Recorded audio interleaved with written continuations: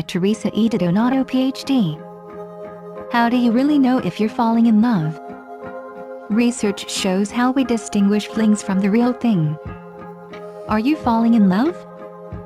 How can you tell? There's no question that the early stages of a relationship can be confusing. You might puzzle over your own feelings and wonder what the person you're dating really thinks of you.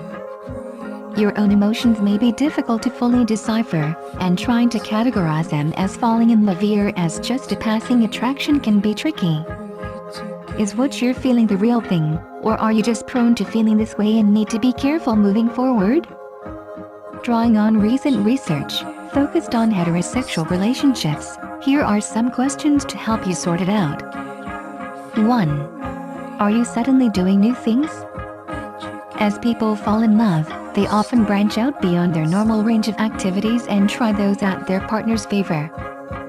You might find yourself trying new foods, watching new shows, or attempting new activities like running, fishing, or gambling. People who fall in love tend to report growth in the content and diversity of their own self-concepts. 2. Have you been especially stressed lately?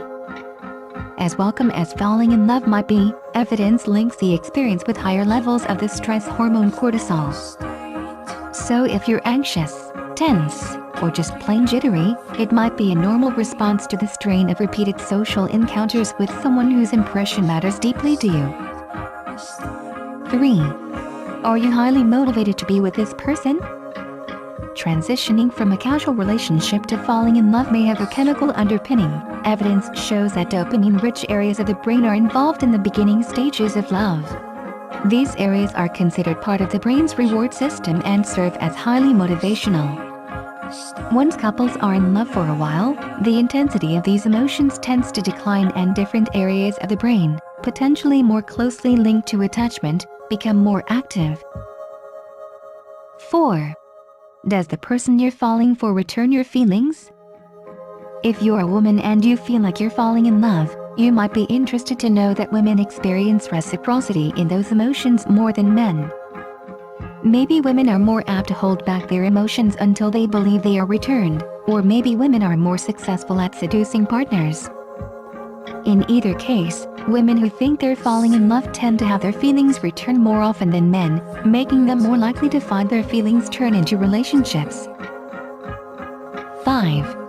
How intense are your emotions? People high in attachment anxiety, that is, they question their own self-worth in relationships, tend to experience a high degree of passion when romance is budding. If that's not you, a lack of intense feeling isn't necessarily a sign that Cupid hasn't struck. Not everyone experiences falling in love the same way. In fact, those who have avoidant attachment orientations tend to fall in love with much less intensity. 6. Do you fall in love frequently? If falling in love is a feeling you feel frequently, you'll have less chance of missing the real thing but more chance of heartache from mistaking attraction for something more. New evidence suggests that men fall in love more frequently than women. Researchers can explain this tendency from an evolutionary perspective, linking love to sex, whereas women are likely to be more stringent in their partner criteria before declaring love, because their potential investment in an offspring is greater. For example, pregnancy, childbirth. Such emotions for men might promote reproduction and could therefore be considered evolutionarily advantageous. 7. Are you tempted to say, "I love you"? A sure sign of romantic interest, some people are more hesitant to utter these 3 words than others.